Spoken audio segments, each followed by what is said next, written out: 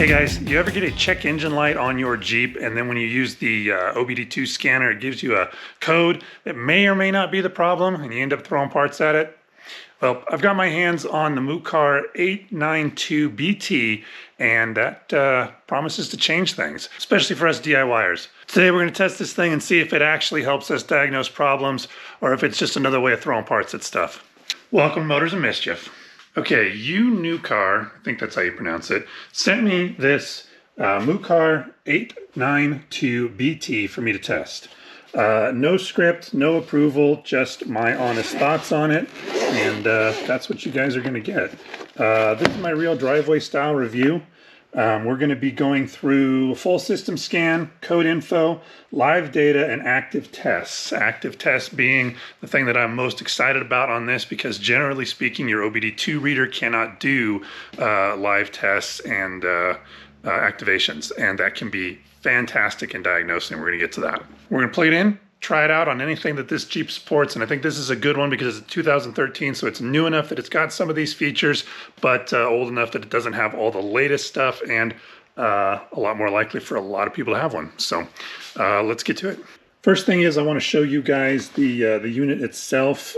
First of all, I appreciate that it came in this grab-and-go case. Everything, including the unit, is in here, and it's got this dongle is wireless and it magnets right to the back of this thing so that you don't have to worry about it.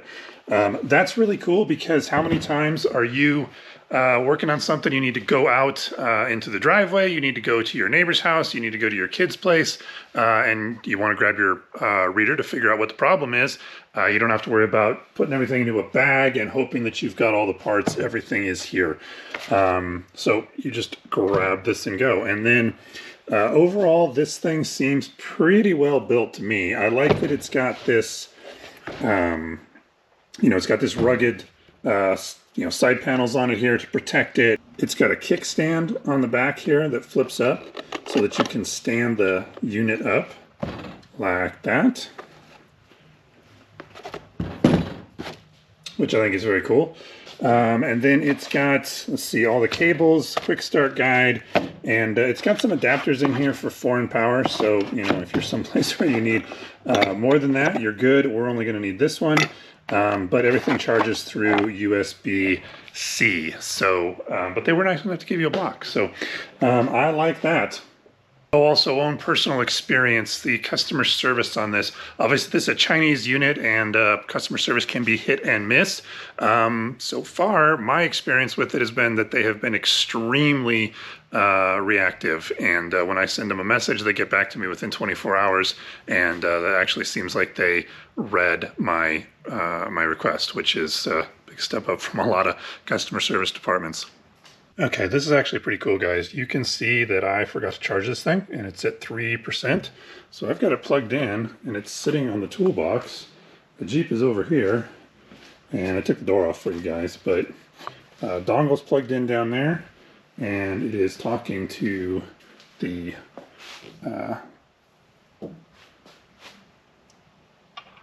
see that? Doing a VIN scan from over here on the bench. So that's pretty neat. I like that. You don't have to sit in the cockpit of the vehicle to work the unit. You can work over here on your workbench. And whoops, yep, there it went. It pulled up the VIN, and now it's running diagnostics on the Jeep all by itself. In case I didn't mention it, this thing's running Android operating system. Okay, now we have a few options here. We can go automatically search, manual select, special function, and then a few other options there. I am going to go with automatically search. All right, so it pulled up the VIN and the model and the engine, and all of that is correct. Okay, so now it gives me the option for health report, system scan, system selection, special function. Let's start off with the health. Key is in the on position, so we'll go ahead and do that. It is running. See, power control, we've got faults on the body control module, that's interesting. And TPMS, radio, well, look at that. So these are all stored codes in my Jeep that did not turn on a check engine light. So if you don't know, the difference between stored codes and active codes means that the Jeep will throw codes while you're driving. And if it resolves itself immediately, or if it doesn't meet certain criteria that allow it to turn on the check engine light, it will store that code. So it's a legitimate code. It's something that happened. There's a problem, but it wasn't a significant enough problem that it's going to affect the running of the Jeep, or that it's going to need to turn on the check engine light to warn you. So you can get things like, well, let's see here. You can get things like tire pressure sensor. Let's see, we've got the left front, whoops. That was the left front audio speaker open, which is interesting. But anyway, things that aren't affecting the running of the Jeep, but are definitely things you want to know about. So stored codes are great for diagnosis because they'll show you stuff that went on in the past that the Jeep's keeping track of. Now, you can also look at graphing for live data, which also helps with the diagnosis. We're going to check out that in a little bit. But first, let's go through these codes.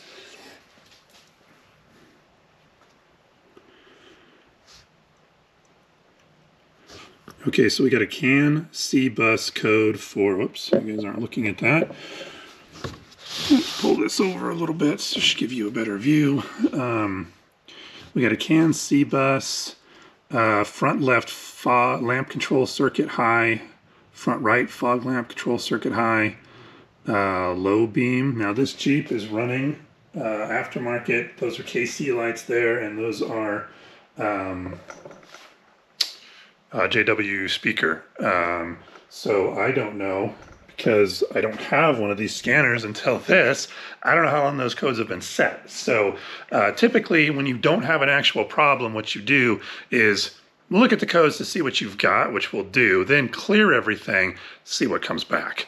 If you're not trying to actively diagnose anything, you don't need those. You can make notes of them just in case it comes in handy for something in the future. But generally speaking, the Jeep's going to set a lot of different codes.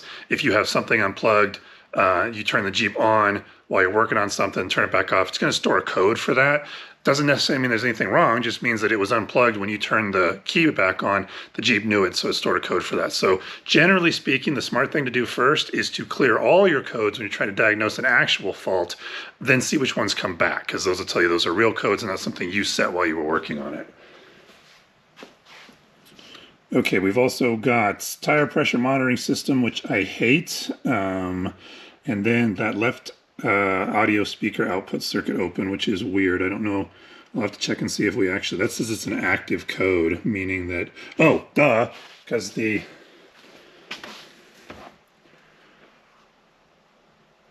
I don't know if we have a speaker on here. I was going to say maybe it's because the door is sitting over here. But that's actually probably what it is. I don't know if there's a speaker in there or not, but obviously it's not connected because it's sitting over there on the floor. So we'll double check that, but probably what that is. Then the rest of these are powertrain control module, ABS, HVAC, cabin compartment mode, and then you can go in on all of these. So like, let's say, what do we want to look at here? Steering angle sensor. Let's go ahead and go into the powertrain control module.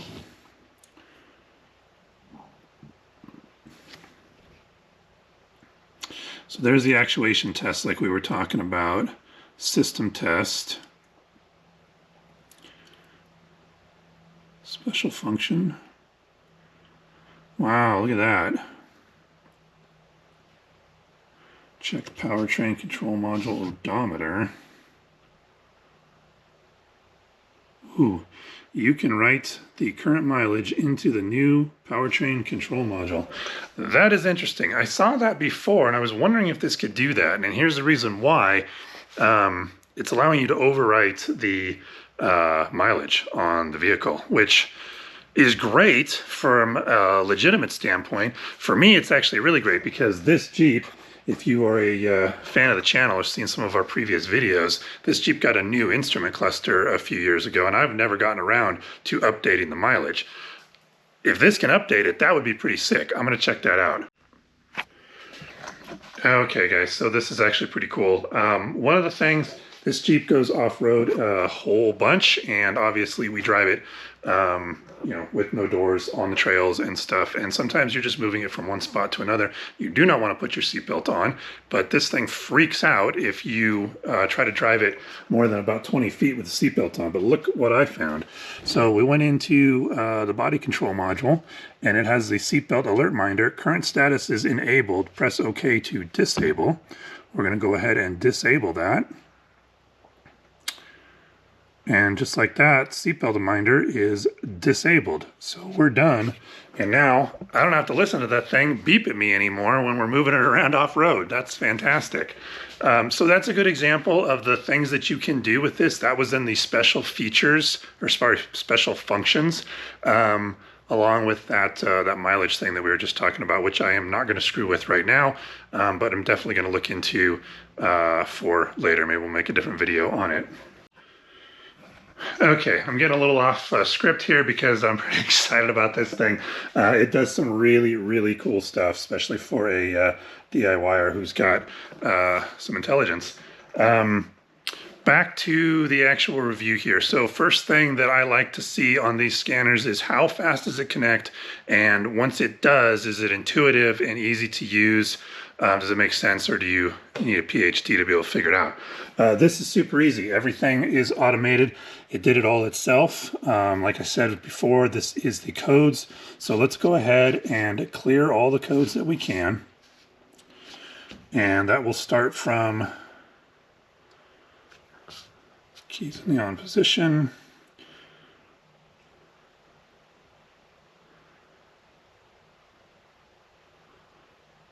All right, and then it ran a retest.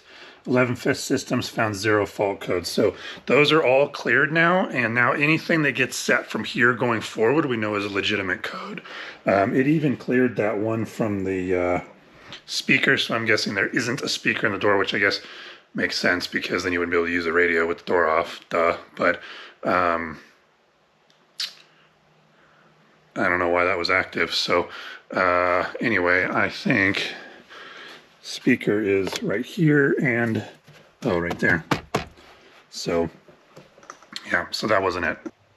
Okay, so went back here to the main menu and whoops, I went back too far. Go back to the automatically search. It's going to run a new diagnosis. I do like that this thing is sitting on the bench instead of me having to balance everything inside the Jeep here. That's very cool.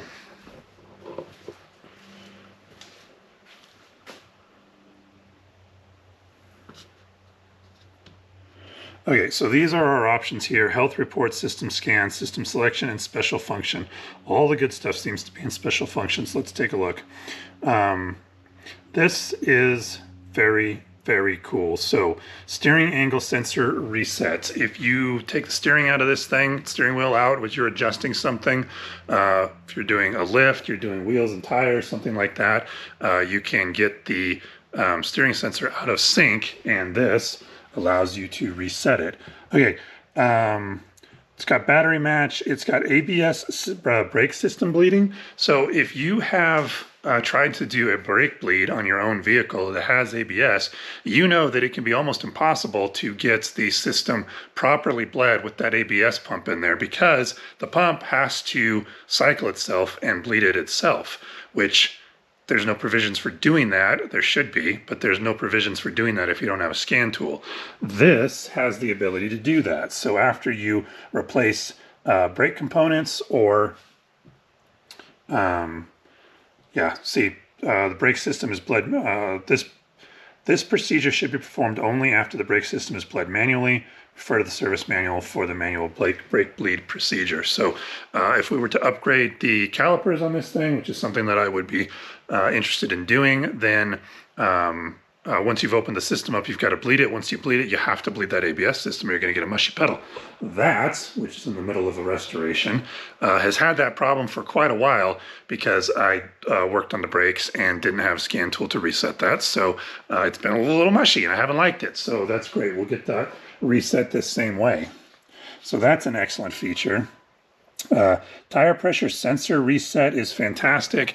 These tire pressure sensors suck. They're obviously government requirement, and usually when you've got a government requirement, it's made as little as they can rather than being a customer feature that people want, so they do it as good as they can. So generally those tend to be really annoying. Having the ability to reset those from here is pretty great.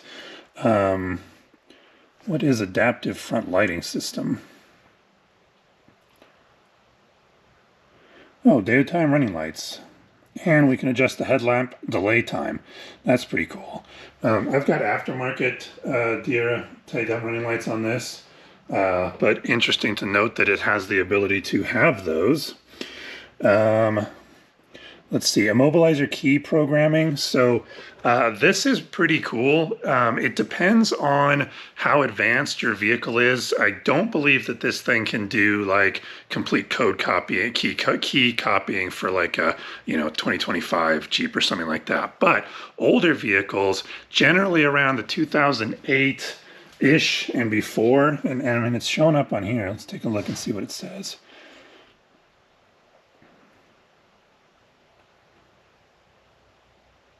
Yeah, so it can erase ignition keys and it can program ignition keys. It says Omron skim only. So I'm betting that it's got the capability to perform up to a certain type of, for a certain advancement of keys. Generally, that's going to be 2008 and older, but it's got that function for the older stuff. My son has a 97 Blazer that needs keys that he just bought. Beautiful, beautiful condition. It's got like 70,000 original miles on it, but it did not come with the remote key, so he's gonna have to do that. We will be using this for that. Okay, so let's go into the system scan.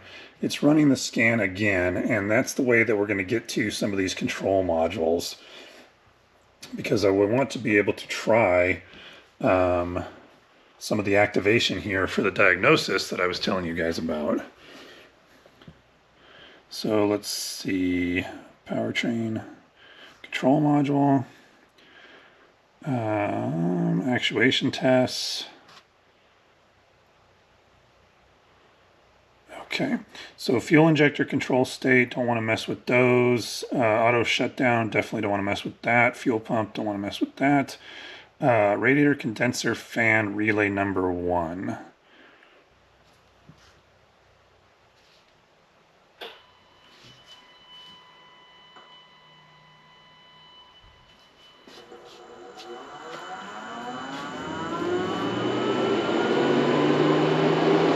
Now that's pretty sick. We turned on the fan at 40% there.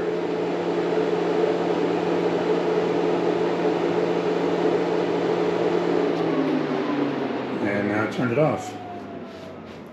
So that's a great example for you guys. You have the capability to turn on and off all kinds of systems in the Jeep. You can see here, these are all the different things that we can do. Fuel injector control state, the ASD relay, fuel pump, oxygen sensor, the heat duty cycle, vacuum pump relay, AC compressor clutch, purge solenoid. There's more, the duty cycle for the oxygen sensors. Oh, variable valve timing for the exhaust phaser actuator. This is a problem on these engines. Those things go bad. The fact that we can turn this on and test if it's functioning or not, now you know if it's a problem with the wiring or the actual VVT sensor itself. So that's how you take advantage of those live tests. So that's awesome.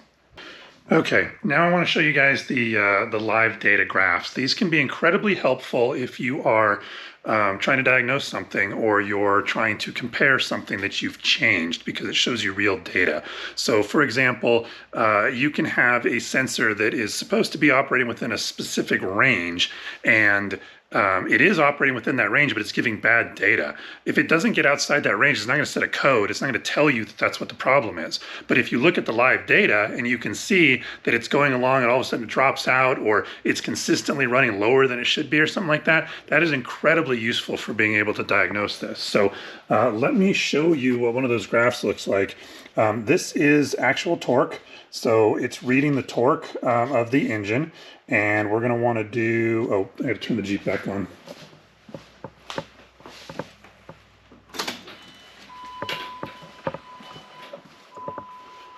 Okay, so it's reading actual torque here. So if I hit the graph, you can see on these Pentastar engines, it shows full torque when the engine's off. So 221.84 is apparently what Chrysler's got this rated at. But if you watch, we'll go ahead, we'll fire up the Jeep.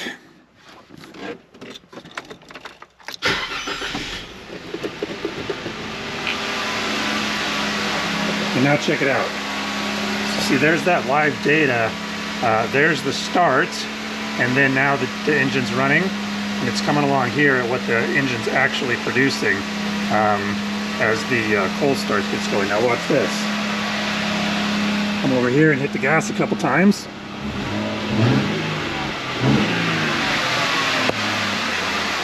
And check it out. We've got actual torque values for that as it went along. And that's sick.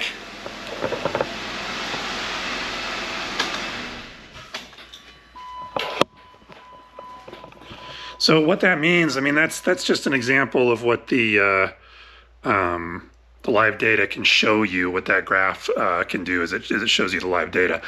This would be useful for if you were doing an upgrade, say you put a new exhaust system on there and it's promising 30 foot-pounds of torque increase. You can run that graph, see what it is, save the graph, put the new system on there, and then check it against what the torque is producing there. So just an example of how useful that can be, but it's incredibly useful for diagnosis. So the fact that this has got that is fantastic. And look, you've got just so many of these things that you can go in and get live data from. 154. Oil pressure, oil temperature, all kinds of cool things. So vacuum pump, it's got vehicle speed, voltage sense, just a ton of useful stuff.